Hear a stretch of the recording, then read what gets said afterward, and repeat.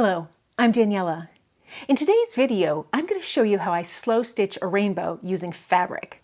Now, in a previous video, we stitched a rainbow using stitches, and we came up with a really sweet and simple way to create a beautiful bend to create our colored rainbow. In today's video, we're going to use fabric. And the beauty of it is you can make it any size, use any number of bands of fabric, and use any colors. You're not stuck with the traditional colors of a rainbow. It's that classic shape that makes it really stand out. And here's my process for how I create a fabric rainbow to use in my slow stitching projects. So to start my fabric rainbow, I'm just going to stitch it on this dark material. And I like this because the colors will really pop.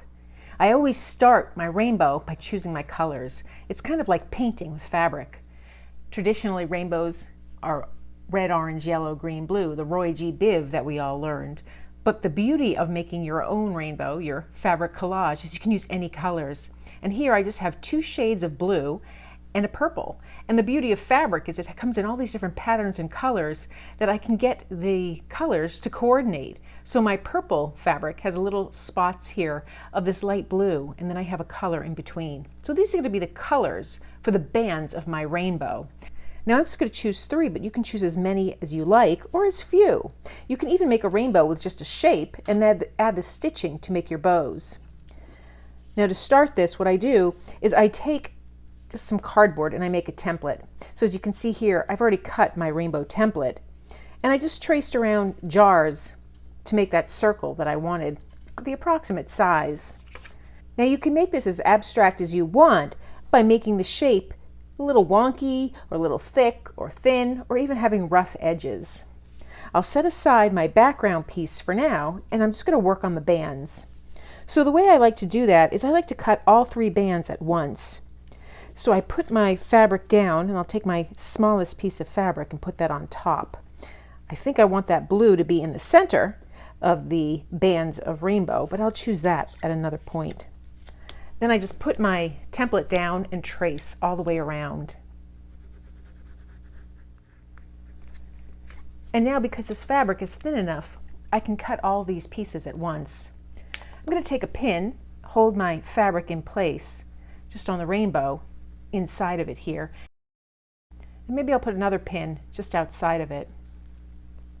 So that'll hold my fabric together nicely. And then I'm just going to take my scissors and cut along that line that I sketched. I'll take my time and get those nice curves, keeping that fabric a little bit taut so that I get that nice cut to it. Then I'll come across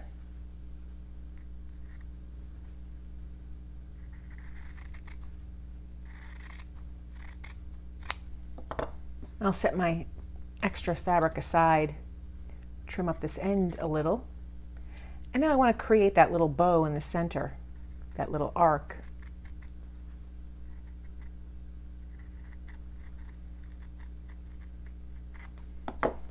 So I have these little pieces.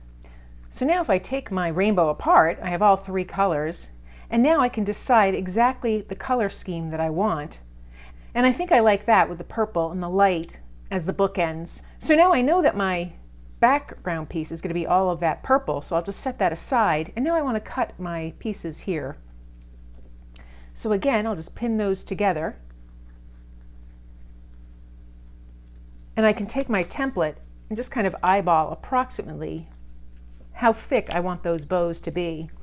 Because I want that first band to come down a little, I'm just going to trim and just create a little sketch here, seeing how much of that purple I want to peek through. And I always just sketch it very conservatively, and I only sketch it halfway. I'll take my fabric and fold it precisely in half, just so I get that nice symmetrical shape. And I can remove the pin now that everything's held down in place so well. And now I'll just cut my piece.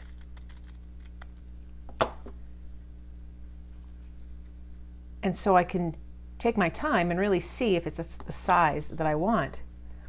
So if I put it over here, I can maybe trim off a little here just to make it a little more precise and make a little more of that purple come through.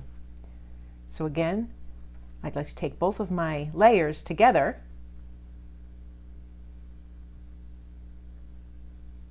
line them up nicely in half, and then just trim a little bit more off of that layer.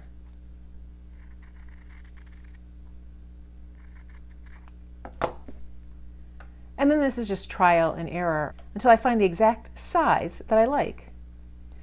So my next layer is going to be this blue.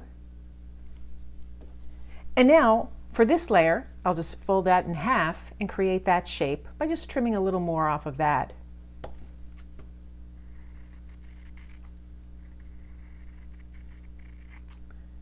Even take a little bit more off.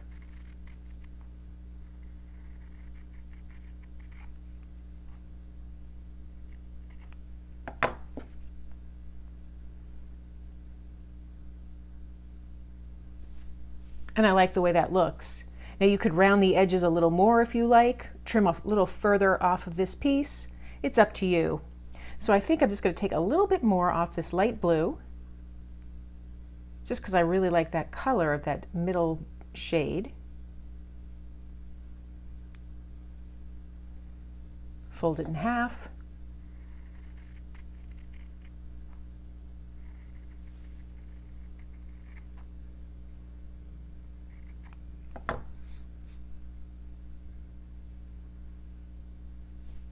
And have my rainbow. Now as you can see, the shapes are a little different. I could tailor it down, and the best way for me to do this would be just to make a little bit of a sketch right on my piece. And then I can trim those up just by folding them in half and following that guide. But I could also leave the shape a little wonky just for a little abstract rainbow effect.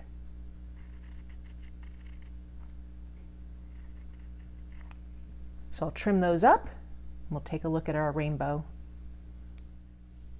So once you have that shape and that arc that you like, and I'm pretty pleased with the way this looks, now I'll just put it onto my fabric, my background piece here.